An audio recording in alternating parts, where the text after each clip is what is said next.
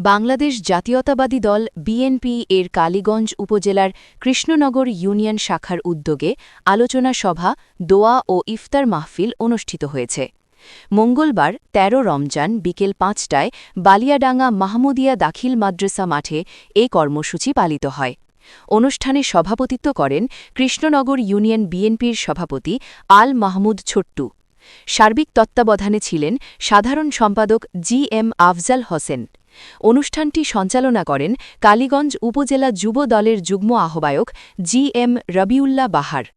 প্রধান অতিথি হিসেবে বক্তব্য দেন কালীগঞ্জ উপজেলা বিএনপির সাবেক আহ্বায়ক শেখ এবাদুল ইসলাম। বিশেষ অতিথি হিসেবে উপস্থিত ছিলেন জেলা বিএনপির সদস্য শেখ নুরুজ্জামান, উপজেলা বিএনপির সাবেক সদস্য সচিব শেখ শফিকুল ইসলাম বাবু, সিনিয়র যুগ্ম আহ্বায়ক আক্তারুজ্জামান বাপ্পি, ইউনিয়ন বিএনপির সাংগঠনিক সম্পাদক মাহমুদুল হাসান, উপজেলা যুব দলের যুগ্ম আহ্বায়ক এম হাফিজুর রহমান শিমুল, উপজেলা কৃষক দলের আহ্বায়ক রোকনুজ্জামান রোকন, কৃষ্ণনগর ইউনিয়ন যুব দলের আহ্বায়ক আমিনুর রহমান ও সদস্য সচিব হাফিজুর রহমান।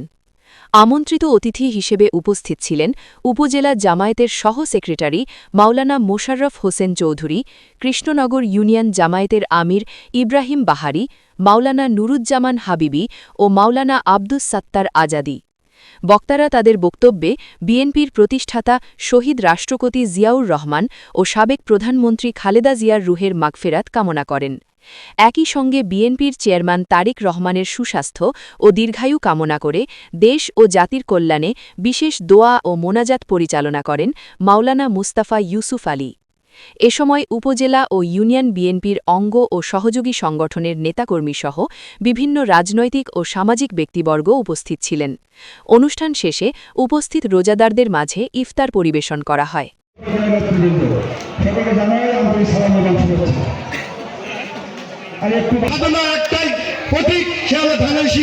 আজকে আমাদের দল ক্ষমতায়, অনেকে বহিষ্কার হয়েছে, তাদের মনে অনেক ব্যথা।